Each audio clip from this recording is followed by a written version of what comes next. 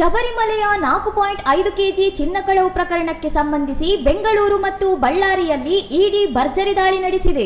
ಬೆಂಗಳೂರಿನ ಶ್ರೀರಾಂಪುರ ಅಯ್ಯಪ್ಪ ದೇವಸ್ಥಾನ ಹಾಗೂ ಆರೋಪಿ ಉನ್ನಿಕೃಷ್ಣನ್ ಪೊಟ್ಟಿ ನಿವಾಸದ ಮೇಲೆ ಅಧಿಕಾರಿಗಳ ದಾಳಿ. ಕಳವು ಮಾಡಿದ ಚಿನ್ನ ಖರೀದಿಸಿದ ಆರೋಪದ ಮೇಲೆ ಬಳ್ಳಾರಿಯ ರೊದ್ದಂ ಜ್ಯುವೆಲರಿ ಮಾಲೀಕನ ಮನೆಯಲ್ಲೂ ಪರಿಶೀಲನೆ. ಈ ದೊಡ್ಡ ಮಟ್ಟದ ಹಗರಣದಲ್ಲಿ ಹಣ ಅಕ್ರಮ ವರ್ಗಾವಣೆ ನಡೆದಿರುವ ಶಂಕೆಯ ಮೇಲೆ ಇಡಿ ತನಿಖೆ ಚುರುಕುಗೊಳಿಸಿದೆ. 2019ರಲ್ಲಿ ನಡೆದ ಈ ಚಿನ್ನದ ಕಳವು ಪ್ರಕರಣದಲ್ಲಿ ಈಗಾಗಲೇ ಮಾಜಿ ಮುಖ್ಯ ಅರ್ಚಕ ಸೇರಿದಂತೆ 12 ಮಂದಿಯನ್ನು ಬಂಧಿಸಲಾಗಿದೆ. ಹೆಚ್ಚಿನ ಮಾಹಿತಿಗಾಗಿ ನೋಡ್ತಾ ಇರಿ ಸೌರಂ ಟಿವಿ.